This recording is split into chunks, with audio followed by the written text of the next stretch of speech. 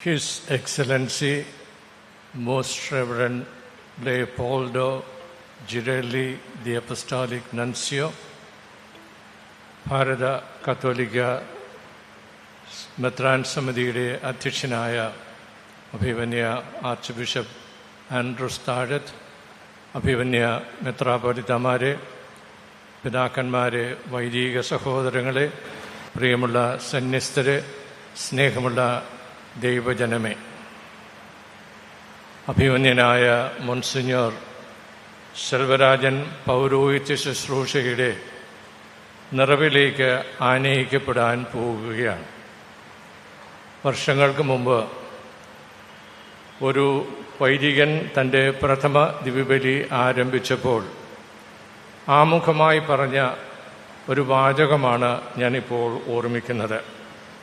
അദ്ദേഹം വളരെ സ്വാതന്ത്ര്യത്തോടുകൂടി ഇങ്ങനെയാണ് ആരംഭിച്ചത്: എൻ്റെ മനസ്സിൽ ഇപ്പോൾ ഉത്സവമാണ്.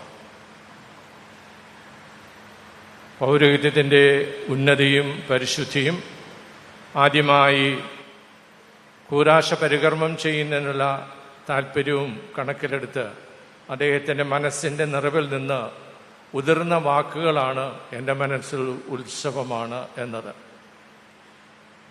എൻ്റെ മനസ്സിലും ഇന്ന് ഉത്സവമാണ്. നെയ്യാറ്റങ്കരയിലും ഇന്ന് ഉത്സവമാണ്. കാരണം ഈ ഉത്സവകാലം എന്താണെന്ന് നമുക്കെല്ലാവർക്കും സുപരിചിതമാണ്. ഉത്സവകാലത്ത് ഏറെ തിക്കും തിരക്കും ആഹ്ലാദവും സന്തോഷവും കെട്ടുകാഴ്ചകളും ദീപാലങ്കാരങ്ങളും വാദ്യമേളങ്ങളും ഒക്കെ കണ്ട് പരിചയപ്പെട്ടിട്ടുള്ള വ്യക്തികളാണ് നമ്മൾ. ഉത്സവം എന്ന ഒറ്റ വാക്കുകൊണ്ട് തന്നെ ഒരു വിശാലമായ ലോകമാണ് നമ്മുടെ മുമ്പിൽ തുറന്നു വരുന്നത്. 2025 നെയ്യാറ്റിൻകരയിലെ ഉത്സവം എന്നെ ഓർമ്മപ്പെടുത്തിയത് 1925 രജത ജൂബിലി ആഘോഷമാണ്. കൊല്ലം രൂപതയുടെ ചെങ്കോട്ട മുതൽ കന്യാകുമാരി വരെ വ്യാപിച്ചു കിടന്ന വിസ്തൃതവും വിശാലവുമായ രൂപതയുടെ രണ്ടാമത്തെ മെത്രാൻ അലോഷ്യസ് മരിയ ബെൻസിഗർ അദ്ദേഹത്തിൻ്റെ മെത്രാഭിഷേകത്തിൻ്റെ രജത ജൂബിലി ആഘോഷിക്കുകയായിരുന്നു 1925. ഈ ആഘോഷത്തിൻ്റെ സ്മരണികയിൽ രേഖപ്പെടുത്തിയിരിക്കുന്നത് പുനലൂർ, കൊല്ലം പ്രദേശങ്ങൾ കഴിഞ്ഞാൽ 4 താലൂക്കുകളാണ്: തിരുവനന്തപുരം, ചിറയൻകീഴ്, നെടുമങ്ങാട്, നെയ്യാറ്റിൻകര. അതിനു പുറമെയാണ് ഇന്നത്തെ കോട്ടാ രൂപതയും കുഴിത്തറ രൂപതയും. സ്മരണികയിലെ ഒരധ്യായം മുഴുവനും അഭിമന്യ പിതാവിൻ്റെ ശക്തമായ പ്രേക്ഷിത മേഖലകളെക്കുറിച്ചാണ്. അതിലേറ്റവും പ്രധാനപ്പെട്ട മേഖല നെയ്യാറ്റിൻകര മേഖല തന്നെയാണ്. അവിടെ രേഖപ്പെടുത്തിയിരിക്കുന്നത് അക്കാലത്ത്, അതായത് 1905 അദ്ദേഹം 1900 പിന്തുടർച്ചാവകാശമുള്ള സഹമെത്രനായി വാഴിക്കപ്പെട്ടെങ്കിലും രൂപതയുടെ ചുമതല ഏറ്റെടുത്തത് 1905. അന്ന് നെയ്യാറ്റിൻകര പ്രദേശത്തെ വിശ്വാസികളെ ശുശ്രൂഷ ചെയ്തിരുന്നത് ജോൺ ബി ഗൊൺസാൽവസ് എന്ന് പറയുന്ന വൈദികനാണ്. അദ്ദേഹത്തിൻ്റെ ശുശ്രൂഷ ഏതാണ്ട് 4233 വിശ്വാസികൾക്കായിരുന്നു. അതിനുശേഷം മറ്റൊരു പ്രബലനായ സ്വദേശിയായ മിഷനറി ജെറമിയസ് ഡിക്രൂസ് എന്ന വ്യക്തിയാണ്. അദ്ദേഹം നെയ്യാറ്റിൻകര ഡിസ്ട്രിക്റ്റിൽ വളരെ സുസ്ഥിരമായ സേവനം കാഴ്ചവെക്കുകയുണ്ടായി. വിദേശ മിഷനറിമാരും നമ്മുടെ തദ്ദേശീയരായ മിഷനറിമാരും പ്രവർത്തിച്ചതിൻ്റെ ഫലമായി 1925 അഭിമന്യ ബെൻസിഗർ പിതാവിൻ്റെ രജത ജൂബിലി ആഘോഷിക്കുമ്പോൾ നെയ്യാറ്റിൻകരയിൽ 28,324 വിശ്വാസികളും 10 വൈദികരും ഉണ്ടായിരുന്നു. ഒരു നൂറ്റാണ്ട് പിന്നിടുമ്പോൾ ഇന്നത്തെ നമ്മുടെ രൂപതയുടെ ജനസംഖ്യ നിങ്ങൾക്കെല്ലാവർക്കും അറിയാം. അവർ കൊളുത്തിയ വിശ്വാസദീപം ഇന്ന് കത്തിജ്വലിക്കുന്നത് കാണുന്നതാണ് എൻ്റെ മനസ്സിലെ ഉത്സവത്തിൻ്റെ കാരണമായിരിക്കുന്നത്. വിശ്വാസികളുടെ വിശ്വാസദാർഢ്യവും മെച്ചപ്പെട്ട ക്രിസ്തീയ സാക്ഷ്യവും ഒട്ടനവധി പേരെ സഭയിലേക്ക് ആകർഷിച്ചിട്ടുണ്ടെന്നതിൽ തെല്ലും അതിശോക്തിയില്ല. ഇവിടെ സേവനം ചെയ്ത എല്ലാ മിഷനറിമാരെയും പ്രിയമുള്ള ദൈവജനം അനുസ്മരിക്കുന്നു എന്ന് തന്നെയാണ് എൻ്റെ വിശ്വാസം. ഏറ്റവും പ്രഗത്ഭനായ മോൺസിഞ്ഞോർ എമ്മാനുവൽ അമ്പുടയനെ ഇന്ന് ഞാൻ വളരെ നന്ദിയോടുകൂടി അനുസ്മരിക്കുകയാണ്. സുസ്ഥിരമായ ശുശ്രൂഷ ചെയ്ത് നമ്മുടെ പ്രദേശത്തെ ക്രൈസ്തവ ജീവിതം സമ്പന്നമാക്കുവാൻ ആ വ്യക്തിത്വം പരിശ്രമിച്ചിട്ടുണ്ടെന്നതിന് തെല്ലും സംശയമില്ല. രൂപത വളർന്ന് പന്തലിച്ചപ്പോൾ 1996 തിരുവനന്തപുരം രൂപതയിൽ നിന്ന് വിഭജിച്ച് സ്വതന്ത്രമായ ഒരു രൂപത സ്ഥാപിക്കുകയുണ്ടായി. അതിൻ്റെ ആദ്യത്തെ രൂപതാധ്യക്ഷനായിട്ട് തിരഞ്ഞെടുക്കപ്പെട്ടത് ആലുവ പൊന്തിഫിക്കൽ സെമിനറിയിലെ വൈസ് റെക്ടറായിരുന്ന ഡോക്ടർ ബെൻസൺ സാമുവലിനെയാണ്. അന്ന് അദ്ദേഹത്തിൻ്റെ മെത്രാഭിഷേകം നടത്തുന്നതിന് ഇവിടെ സ്ഥലം ലഭ്യമായിരുന്നോ ഇല്ലയോ എന്നൊന്നും എനിക്ക് അറിയില്ല. പാങ്ങോട്ട് ആശ്രമത്തിൻ്റെ തിരുമുറ്റത്ത് സജ്ജീകരിച്ച വേദിയിലാണ് വളരെ ഭംഗിയായിട്ട് ആ മെത്രാഭിഷേക കർമ്മങ്ങൾ നടന്നത്. രൂപത ഏതാണ്ട് 30-ാം വർഷത്തിലേക്ക് പ്രവേശിക്കുകയാണ്. അഭിമന്യ വിൻസെൻ്റ് പിതാവിൻ്റെയും സഹപ്രവർത്തകരായ വൈദിക സന്യസ്ത സമൂഹത്തിൻ്റെയും പ്രബുദ്ധരായ അൽമേനികളുടെയും മാതൃകാപരമായ ശുശ്രൂഷ വഴി എല്ലാ അടിസ്ഥാന സൗകര്യങ്ങളും തികഞ്ഞ രൂപതയായി നെയ്യാറ്റിൻകര രൂപത പരിണമിച്ചിരിക്കുകയാണ്. മെത്രാന്മാർ, വിദ്യാസമ്പന്നരായ വൈദികർ, സന്യാസികൾ, വിശ്വാസതീക്ഷ്ണതയുള്ള കെട്ടുറപ്പുള്ള ദൈവജനം, ആവശ്യാനുസരണം സമർപ്പിതർ, ഇവയെല്ലാം ഇന്ന് നെയ്യാറ്റിൻകര രൂപതയെ സമ്പന്നമാക്കുന്നു. ഇത്തരുണത്തിൽ അഭിനന്ദനങ്ങളല്ലാതെ വേറെ ഒരു വാക്കും പറയാനില്ല. ഏതാണ്ട് 37 വർഷങ്ങൾക്ക് മുമ്പ് ഡിസംബർ 23-ാം തീയതി വൈദിക പട്ടം സ്വീകരിക്കുവാനുള്ള ഡീക്കൻ സെൽവരാജനെ വൈദിക പ്രതിനിധി ക്ഷണിച്ചപ്പോൾ ഇതാ ഞാൻ എന്ന് പ്രത്യധരിച്ച് പൗരോഹിത്യ ജീവിതം ആശ്ലേഷിച്ചതാണ്. ഇതാ ഞാൻ എന്ന വേദപുസ്തകത്തിലെ യേശയ്യാ 6-ാം അധ്യായം 8-ൻ്റെയും ഇതാ ഞാൻ വരുന്നു, എൻ്റെ ദൈവമേ അങ്ങയുടെ ഹിതം നിറവേറ്റുകയാണ് എൻ്റെ സന്തോഷം ഇന്ന് നമ്മുടെ പ്രതിഭജന സങ്കീർത്തനമായി നാം അത് ആലപിക്കുകയുണ്ടായി. ദൈവമേ അവിടുത്തെ ഇഷ്ടം നിറവേറ്റാൻ ഇതാ ഞാൻ വന്നിരിക്കുന്നു എന്ന് ഹെബ്രായക്കാരുടെയും ലേഖനത്തിൻ്റെ പശ്ചാത്തലത്തിൽ രൂപപ്പെട്ടതാണ് ഇതാ ഞാൻ എന്ന പ്രത്യുത്തരം. തിരുക്കർമ്മവേളയിൽ അശ്രദ്ധമായി ഉരുവിടുന്ന ഒരു വാചകമല്ല അത്, മറിച്ച് സന്നദ്ധതയുടെ, സമ്പൂർണ്ണ സമർപ്പണത്തിൻ്റെ, അന്യൂനമായ വിധേയത്വത്തിൻ്റെ ചുരുക്കെഴുത്താണ് അവ. വിശുദ്ധരുടെ പ്രാർത്ഥനാമാല ആലപിക്കുന്ന വേളയിൽ സാഷ്ടാംഗം പ്രണമിച്ച് മണ്ണിനോട് ചേർന്ന് വിശുദ്ധരുടെ മാധ്യസ്ഥം തേടുമ്പോൾ ഹൃദയതാളത്തിനനുസൃതമായി പാടണം. നാഥ സമർപ്പിക്കുന്നു, ഞാൻ എന്നെ സമർപ്പിക്കുന്നു, പൂർണ്ണമായി അർപ്പിക്കുന്നു, കാഴ്ചയായി അർപ്പിക്കുന്നു, പൂർണ്ണമായി കൈക്കൊള്ളണേ, യാഗമായി കൈക്കൊള്ളണേ, പൂർണ്ണമായി മാറ്റേണമേ, അങ്ങേതായി മാറ്റേണമേ. രാത്രി മുഴുവൻ നീണ്ട പ്രാർത്ഥനയ്ക്ക് ശേഷം, മലമുകളിലെ പ്രാർത്ഥനയ്ക്ക് ശേഷം ഈശോ സെൽവരാജച്ചനോട് പറഞ്ഞു, എനിക്ക് നിന്നെ ഇഷ്ടമാണ്, നിന്നെ ഞാൻ തിരഞ്ഞെടുത്തിരിക്കുന്നു, എന്നോടുകൂടി ആയിരിക്കാനും അയക്കപ്പെടാനും. പൗരോഹിത്യത്തിൻ്റെ പൂർണ്ണതയിലേക്ക് ക്ഷണിക്കപ്പെട്ടിരിക്കുന്ന പുരോഹിതൻ ആരാണ്? സഭ ഇങ്ങനെ പഠിപ്പിക്കുന്നു. പരിശുദ്ധാത്മാവിനാൽ നിയോഗിക്കപ്പെട്ടവരെന്ന നിലയിൽ മെത്രാന്മാർ ആത്മാക്കളുടെ ഇടയന്മാരായി ശ്ലീഹന്മാരുടെ പിൻഗാമികളാകുന്നു. വിശ്വാസത്തിൻ്റെ ആധികാരിക പ്രബോധകന്മാരും ആചാര്യന്മാരും ഇടയന്മാരുമായി നിയമിതരായിരിക്കുന്നു. അജഗണത്തെ കർത്താവിൻ്റെ നാമത്തിൽ പഠിപ്പിക്കുവാനും വിശുദ്ധീകരിക്കാനും ഭരിക്കാനുമുള്ള കർത്തവ്യം, കൂടാതെ എല്ലാവരുടെയും മുമ്പാകെ മിശിഹായിയുടെ സാക്ഷികളെ പോലെ ശ്ലൈഹികമായ ജോലി നിർവഹിക്കാനും ക്ഷണിക്കപ്പെട്ടിരിക്കുന്നു. ജനങ്ങളുടെ ഇടയിൽ സുവിശേഷം പ്രഘോഷിക്കുകയാണ് ഏറ്റവും സുപ്രധാനമായ കടമ. വചനം വായിക്കുകയും ധ്യാനിക്കുകയും പഠിക്കുകയും ചെയ്തുകൊണ്ട് അജഗണത്തിന് പാകമായ രീതിയിൽ അവരെ പഠിപ്പിക്കുക. ദൈവസന്നിധിയിൽ സമയം ചെലവഴിച്ച് രൂപപ്പെടുത്തുന്ന വചനപ്രഘോഷണം എന്നും ദൈവജനത്തിന് ഹൃദ്യമായിരിക്കും. ഇത്തരണത്തിൽ പരിശുദ്ധ പിതാവിൻ്റെ ഉപദേശം ഞാൻ ഓർത്തു പോവുകയാണ്.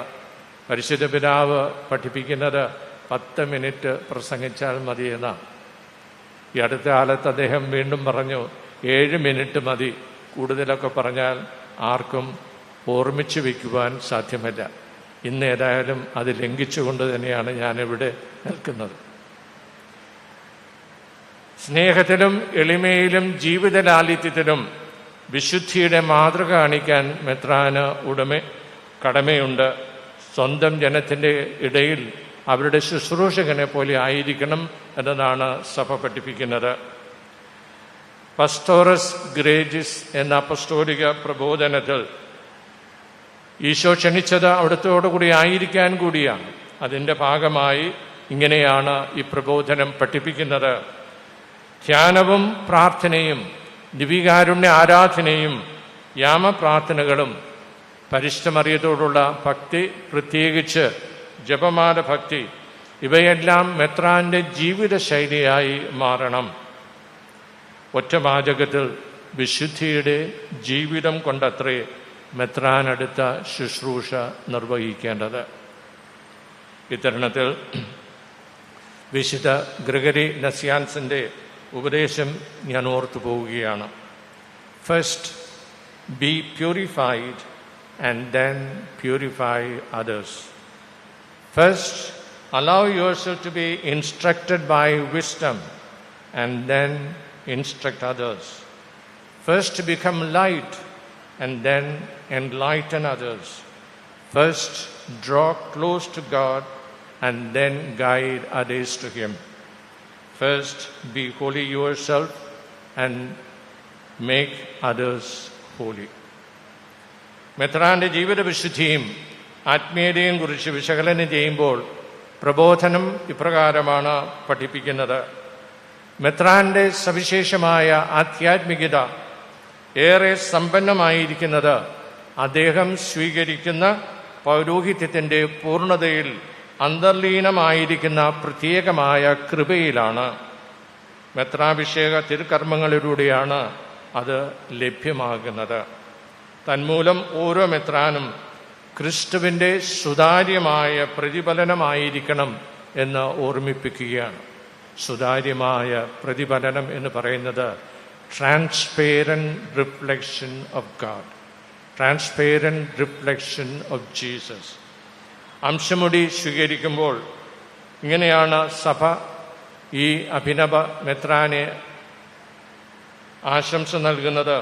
വിശുദ്ധിയുടെ തേജസ്സായി പ്രശോഭിക്കാൻ അംശമുടി സ്വീകരിച്ചാലും ഇടയന്മാരുടെ തലവൻ പ്രത്യക്ഷപ്പെടുമ്പോൾ മഹത്വത്തിൻ്റെ ഒളിമങ്ങാത്ത കിരീടം നിനക്ക് ലഭിക്കട്ടെ. പ്രബോധനം തുടരുന്നു. മെത്രാന്റെ മുഖത്ത് തനിക്ക് ലഭിച്ച കൃപയുടെ അടയാളമായി പ്രകടമാകേണ്ടത് യേശുവിൻ്റെ മുഖമാണ്.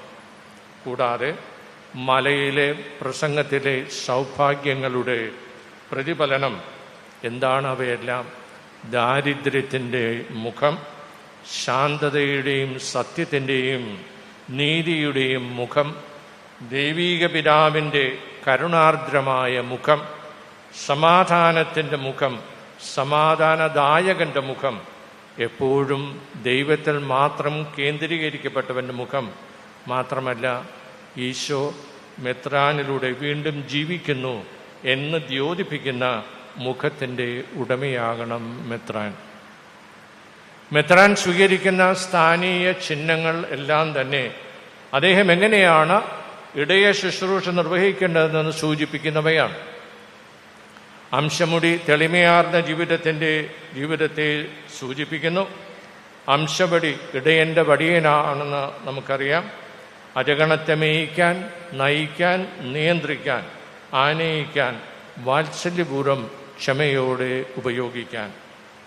എല്ലാവരെയും എപ്പോഴും, വളരെ പ്രത്യേകിച്ച് മക്കളും സഹോദരങ്ങളുമായ വൈദിക ഗണത്തെ അവരുടെ ജീവിതത്തിൻ്റെ മന്ദമാരുതനിലും കൊടുങ്കാറ്റിലും പ്രചണ്ഡമായ തിരമാലയിലും അലയുമ്പോൾ ചേർത്ത് പിടിക്കാനും സേവിക്കാനും ശുശ്രൂഷിക്കാനും വേണ്ടിയത്രേ. കാരണം സൂനോദോസ് പഠിപ്പിക്കുന്നത് പോലെ തങ്ങളുടെ കർത്തവ്യങ്ങളും ഉത്കണ്ഠകളും ഭാഗികമായി ഏറ്റെടുക്കുകയും അനുദിന കർത്തവ്യങ്ങൾ സോത്സാഹം നിറവേറ്റുകയും ചെയ്യുന്നവരാണ് വൈദികർ. തന്മൂലം അവരെ സവിശേഷമായ സ്നേഹത്താൽ ആശ്ലേഷിക്കുകയും അവരെ മക്കളെ പോലെയും സ്നേഹിതന്മാരെ പോലെയും പരിഗണിച്ച് അജപാലന ജോലി പരിപോഷിപ്പിക്കുവാൻ മെത്രാന്മാർക്ക് കടമയുണ്ട്. അവരുടെ ശുശ്രൂഷ മേഖലയിൽ അവർക്ക് ഉദ്യോഗ സ്ഥിരതയുണ്ടാവണമെന്നും അവരുടെ സ്ഥലമാറ്റങ്ങൾ നൈയാമികവും ന്യായമായതും മാന്യമുള്ളതുമായിരിക്കണമെന്നും സൂനോദോസ് നിഷ്കർഷിക്കുന്നുണ്ട്.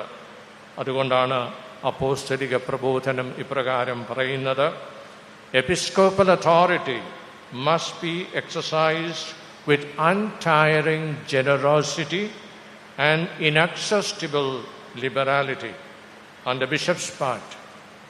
This calls for complete trust in the providence of the Heavenly Father, an open-hearted communion of goods, an austere way of life, and continuous personal conversion. സൂനോദോസിൻ്റെ പ്രമാണരേഖയും അപ്പസ്തോലിക പ്രബോധനവും മെത്രാനെ നിരന്തരം ഓർമ്മപ്പെടുത്തുന്നത് ദൈവജന ശുശ്രൂഷയിൽ ഏറെ ശ്രദ്ധിക്കേണ്ടതും പാലിക്കേണ്ടതുമായ നിരവധി കാര്യങ്ങളാണ് ഗൗരവപൂർവമായ ജീവിതശൈലി രൂപപ്പെടുത്താൻ വേണ്ടിയാണ്. മെത്രാഭിഷേക തിരുക്കർമ്മവേളയിൽ തിരഞ്ഞെടുക്കപ്പെട്ട സുവിശേഷ വായനകളൊന്നാണ് ഇന്ന് നാം ശ്രവിച്ച സുവിശേഷ ഭാഗം. യോഹന്നാൻ്റെ സുവിശേഷം 21-ാം അധ്യായം 15 മുതൽ 19 വരെയുള്ള വാക്യങ്ങൾ. വ്യക്തിപരമായി എനിക്ക് പത്രോസ്ലീഹായെ വളരെ ഇഷ്ടമാണ്. അദ്ദേഹത്തിൻ്റെ കബറിടത്തിൽ ആദ്യ കുർബാന അർപ്പിക്കണമെന്ന് ആഗ്രഹിക്കുകയും അത് സാധിച്ചെടുക്കുകയും ചെയ്ത വ്യക്തിയാണ് ഞാൻ. ഓരോ പ്രാവശ്യവും വിശുദ്ധ പത്രോസിൻ്റെ ബസിലിക്കായിലെ വിശുദ്ധ പത്രോസിൻ്റെ പിച്ചള പ്രതിമ പലപ്പോഴും അവിടെ അതിൻ്റെ കാൽപാദമെല്ലാം ആളുകൾ ചുംബിച്ച് തേഞ്ഞു പോയിരിക്കാം. എന്നെപ്പോലെ എല്ലാ മെത്രാന്മാരും ഈ ദേവാലയത്തിൽ കയറുമ്പോൾ പത്രോസ്ലീഹായുടെ തേഞ്ഞ ഈ പാദം ചുംബിക്കുക പതിവാണ്.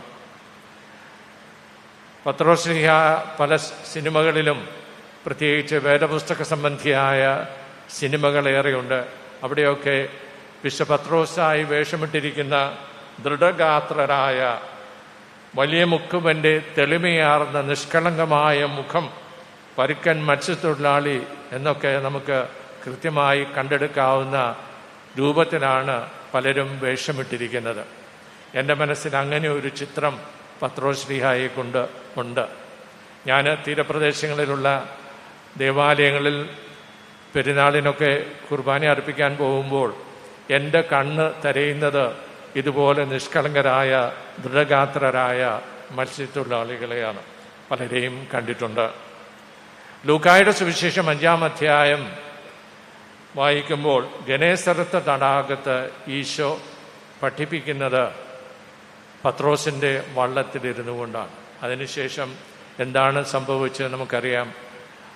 പ്രഭാഷണമൊക്കെ കഴിഞ്ഞപ്പോൾ ഈശോ പറഞ്ഞു ആഴത്തിലേക്ക് വലയിറക്കാൻ. കാര്യം അവർ രാത്രി മുഴുവൻ അധ്വാനിച്ചിട്ട് ഒന്നും ലഭിച്ചില്ല എന്ന് പറഞ്ഞപ്പോൾ ആഴത്തിലേക്ക് വലയിറക്കാൻ പറയുകയും വളരെ സമൃദ്ധമായ മത്സ്യസമ്പത്ത് അവർക്ക് ലഭിക്കുകയും ചെയ്തു. എന്നാൽ പത്രോസിൻ്റെ പ്രതികരണമാണ് ഞാൻ പ്രത്യേകമായി ശ്രദ്ധിക്കുന്നത്. ഇത്രയും വലിയ സംഖ്യ മത്സ്യം ലഭിച്ചു കഴിഞ്ഞപ്പോൾ പത്രോസ് പ്രതികരിക്കുന്നത് ഇങ്ങനെയാണ്: കർത്താവേ, എന്നിൽ നിന്നും അകന്നു പോകണമേ, ഞാൻ പാപിയാണ്. എന്തുകൊണ്ടാണ് പത്രോസ് അങ്ങനെ പറഞ്ഞത്? തീർച്ചയായും ഞാൻ ചിന്തിക്കുന്നത്, ഈ മത്സ്യസമൃദ്ധി കണ്ട് അദ്ദേഹം അത്ഭുതപ്പെടുമ്പോൾ ദൈവികമായ വരം ലഭിച്ച് തൻ്റെ മുമ്പിലായിരിക്കുന്ന വ്യക്തി ആരാണെന്ന് തിരിച്ചറിയുവാനുള്ള ഒരു അവസരം, ഒരു ഭാഗ്യം അദ്ദേഹത്തിന് ലഭിക്കുമ്പോൾ ആ പ്രഭാപൂരത്തിൽ തൻ്റെ പോരായ്മകളാണ് പത്രോസ്ലീഹ കണ്ടെത്തിയത്. അതുകൊണ്ട് തന്നെ അദ്ദേഹം വിളിച്ചു പറയുന്നത്, യേശുവുമായിട്ടുള്ള സൗഹൃദത്തിന് ഞാൻ ഒരിക്കലും യോഗ്യനല്ല, അനർഹനാണ് എന്ന രീതിയിലാണ് കർത്താവേ എന്നിൽ നിന്ന് അകന്നു പോകണമേ എന്ന് പത്രോസ്ലീഹ വിളിച്ചു പറയുന്നത്. എന്നാൽ യേശു അവനോട് പറഞ്ഞു, എന്നെ അനുഗമിക്കുക. ഒരുപക്ഷെ അന്ന് ആരംഭിച്ചതായിരിക്കണം പത്രോസിന് യേശുവിനോടുള്ള അതിരറ്റ സ്നേഹം. എന്നാൽ സുവിശേഷം എടുത്ത് വായിക്കുമ്പോൾ നിരവധി സംഭവങ്ങൾ നമുക്ക് ഓർമ്മിക്കാൻ സാധിക്കും. രൂപാന്തരപ്പെടുന്ന അവസരത്തിലും ഞാൻ ആരാണെന്നാണ് ജനങ്ങൾ പറയുന്നതെന്ന് ചോദിക്കുമ്പോഴും ഒക്കെ പത്രോസിൻ്റെ മറുപടിയൊക്കെ നാം സുവിശേഷത്തിൽ നിന്ന് കണ്ടെടുത്തിട്ടുണ്ട്. എന്നാൽ ഒരു കാര്യം നാം ഓർമ്മിക്കുന്നത്, പ്രത്യേകിച്ച് നോൻപുകാലമൊക്കെ ഇനി സമാപിക്കാൻ 1-2 ആഴ്ച കൂടിയുണ്ട്. തീക്കലൻ അരികെ ഇരുന്ന് തീ കായുന്ന പത്രോസ് ഒരു പരിചാരികയുടെ ചോദ്യത്തിന് മുമ്പിൽ ചൂളിപ്പോയിട്ട് യേശുവിനെ നിഷേധിക്കുന്നതായി നാം വായിക്കുന്നുണ്ട്. എങ്ങനെയാണ് പീലാത്തോസിൻ്റെ കൊട്ടാരമുറ്റത്ത് കയറിയത് എന്ന് നമുക്കറിയാം. യോഹന്നാൻ ശ്ലീഹായുടെ ശുപാർശയിലാണ് അകത്ത് കയറാൻ പറ്റിയത്. അവിടെ ഇരുന്ന് തീ കാഞ്ഞപ്പോൾ പരിചാരിക ചോദിച്ചതിന് മറുപടി പറഞ്ഞ് യേശുവിനെ 3 പ്രാവശ്യം നിഷേധിച്ചു.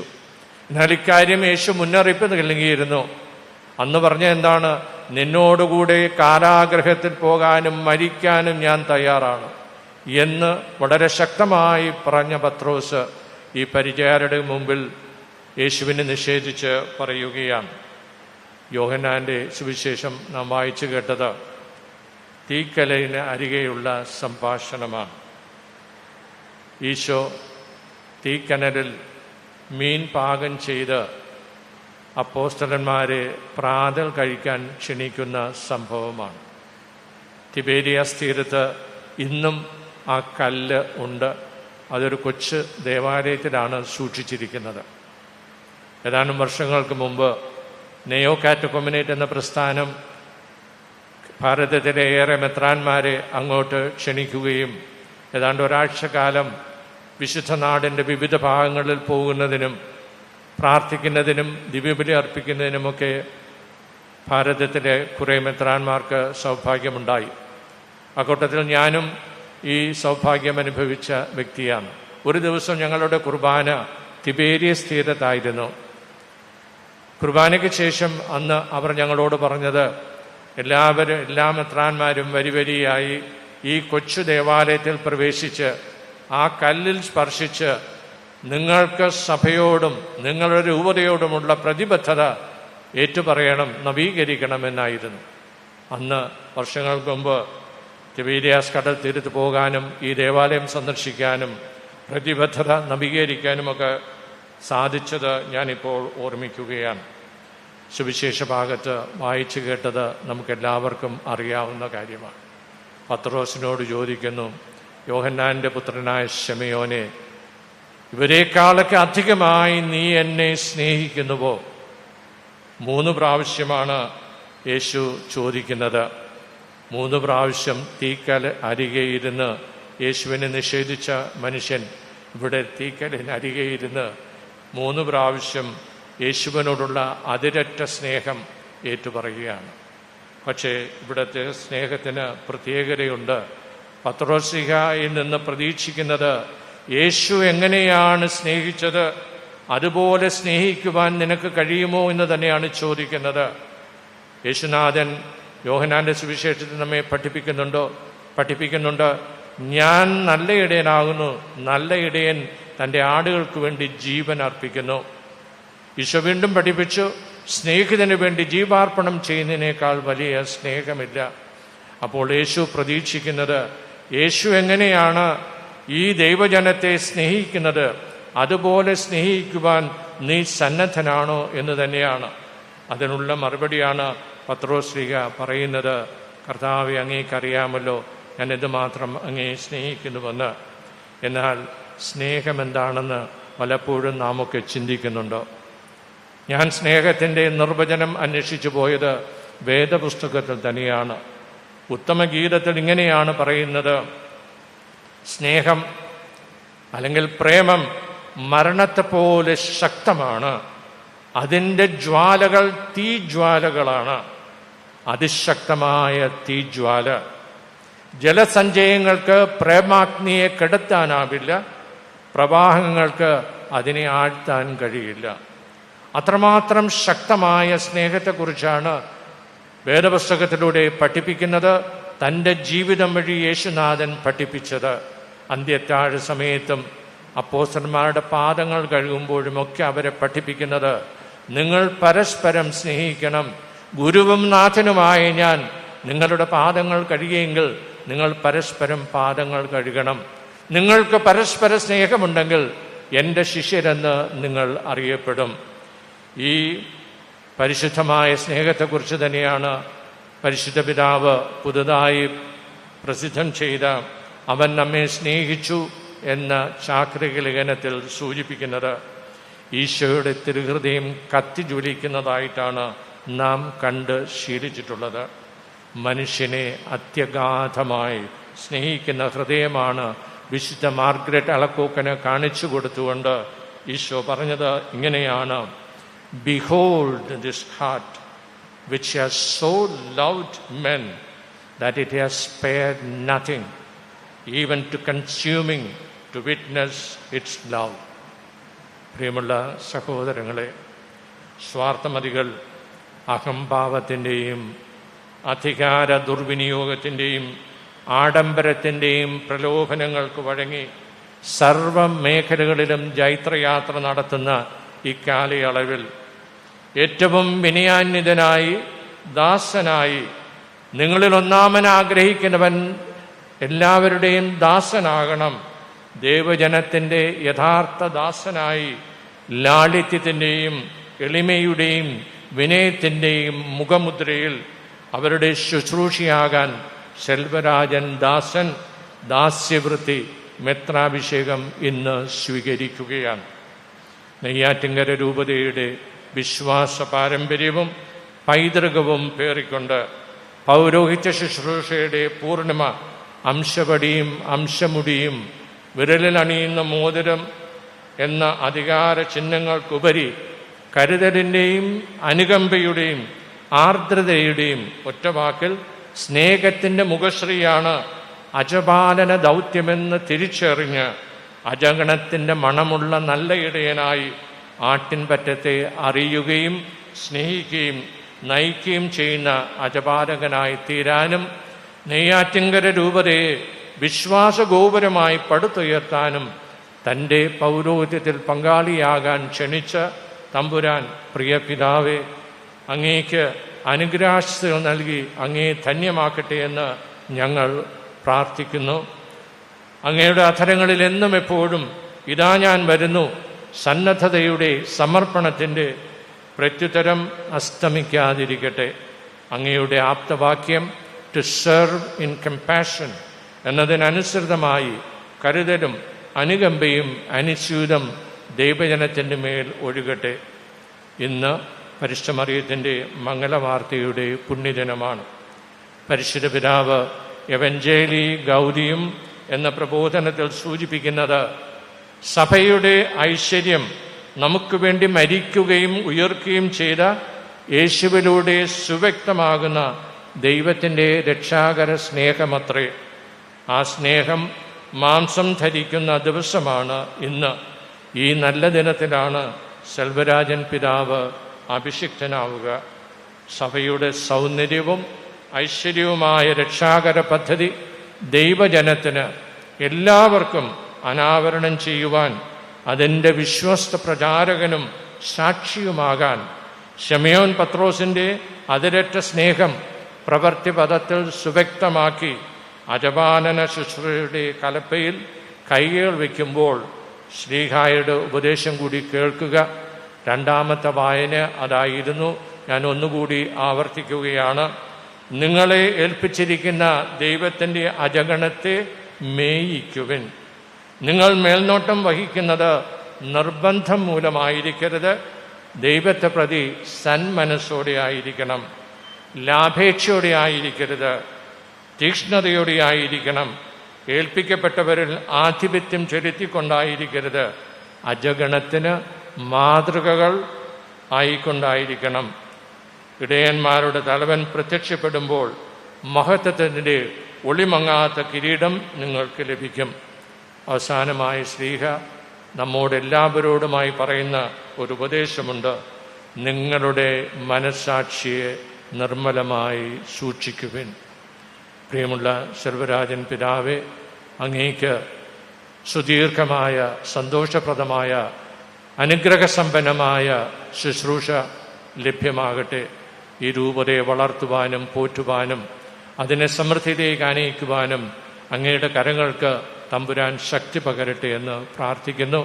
അഭിവന്യ വിൻസെൻ്റ് പിതാവിനും വൈദികർക്കും സന്യസ്തർക്കും ഇവിടെ ആയിരിക്കുന്ന എല്ലാ ദൈവജനത്തിനും ദൈവാനുഗ്രഹത്തിൻ്റെ സമൃദ്ധി ലഭ്യമാകട്ടെ എന്ന് പ്രാർത്ഥിക്കുന്നു.